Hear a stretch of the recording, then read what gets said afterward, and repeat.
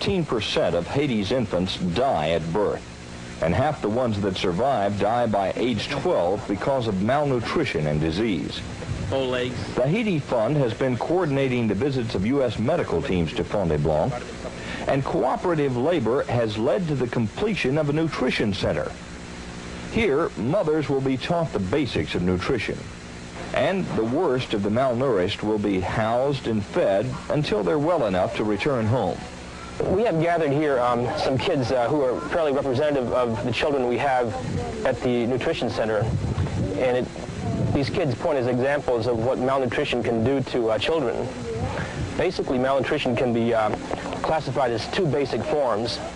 That is total starvation, what they call marasmus, in which a child is totally deprived of food, caloric intake, so that they turn out to be very small children. And then there is the kwashiorkor, which is primarily protein malnutrition, in which there's deprivation of protein. This child is 6 years old and does show some of the characteristics of kwashiorkor, which is protein malnutrition. That is, the child is receiving calories but not receiving protein.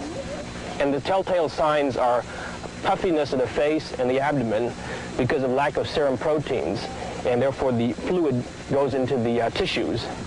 And also the color of the hair. The hair is very light. It's red hair. In fact, kwashiorkor means red hair or flag hair in African, because these kids, as they went through periods of nutrition and malnutrition, would have banded hair. And this child has obviously red hair, which is uncharacteristic for the people here, which is black hair. And she has a fat belly, ascites they call it, as a result of the malnutrition and liver failure. And probably parasites are contributory to the whole process. Whereas the other child that we looked at was an example of kwashiorkor, which is protein deprivation. This child is more an example of total starvation or marasmus. And this child is apparently about 9 years old. But when you look at him carefully, he's very malnourished. He's unlike the other child, in which the other child is more puffy. This is pure starvation, caloric deprivation. Now, the problem with starvation is that not only are the children more susceptible to infections and disease, but the brain has to have food in a sequential basis for growth, adequate growth. And after they reach a critical age of about 8 to 10, brain growth does not catch up anymore, so that they can be mentally retarded. This young child is 4 years old, and she also displays some of the characteristics of total starvation. She's very limp, and there's loss of muscle mass.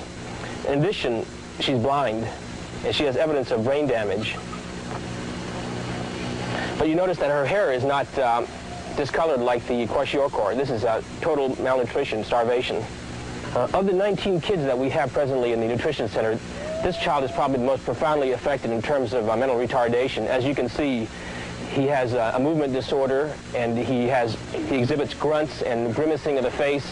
These are all characteristics of what we would call cerebral palsy in the States, but is evidence of brain damage.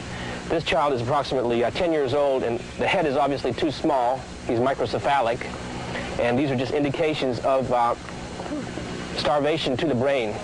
This grimacing and these movement disorders are very characteristic of children with brain damage. We've seen some sorry cases, of children dying. In '85, we witnessed 4 deaths, almost unnecessary deaths of children that had they had a little bit of education, a little bit of help financially, that might not have happened. But by the time we caught them, they were already on the edge. I'm hoping that the center, would be able to educate the parents on what to feed the children when they are young, and when we catch anyone, that fell through the net, then we can bring that child in and sufficiently restore him, to life.